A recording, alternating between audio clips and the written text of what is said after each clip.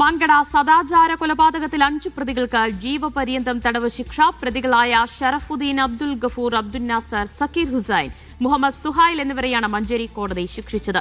3 പ്രതികളെ കോടതി വെറുതെ വിട്ടിരുന്നു. 2016 ജൂൺ 28-നാണ് സദാചാര പോലീസ് ചമഞ്ഞ് മങ്കട സ്വദേശി നസീർ ഹുസൈനെ മർദ്ദിച്ചു കൊന്നത്. യൂനസ് അഹമ്മദ് മലപ്പുറത്ത് നിന്ന് വിവരങ്ങൾ നൽകും. യൂനസ്, എന്താണ് ഈ കേസിന്റെ വിശദാംശങ്ങൾ? കോടതി വിധി എങ്ങനെയാണ്? ദിവ്യ, 2016 ജൂൺ 28-നാണ് ഈ കൊലപാതകം നടന്നത്. അതിൽ 8 പ്രതികളാണ് ആകെ ഉണ്ടായിരുന്നത്. നേരത്തെ 5 പ്രതികൾ കുറ്റക്കാരാണെന്ന് കോടതി കണ്ടെത്തിയിരുന്നു. 3 പ്രതികളെ കോടതി വെറുതെ വിടുകയും ചെയ്തു.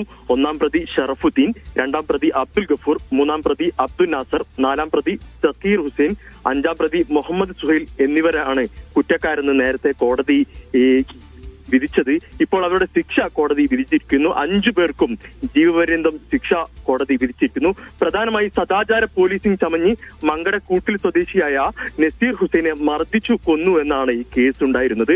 സുഹൃത്തായ യുവതിയുടെ വീട്ടിൽ ഈ നസീർ ഹുസൈൻ പോയതായിരുന്നു. ആ സമയത്തായിരുന്നു ഈ സദാചാര പോലീസ് ചമഞ്ഞ് ഇവർ ഈ യുവാവിനെ കൊലപ്പെടുത്തിയതെന്നാണ് കേസ് ഉണ്ടായിരുന്നത്. ഇപ്പൊ 5 പേരെ ഇപ്പോൾ അവർക്ക് ജീവപര്യന്തം ശിക്ഷ വിധിച്ചിരിക്കുന്നു.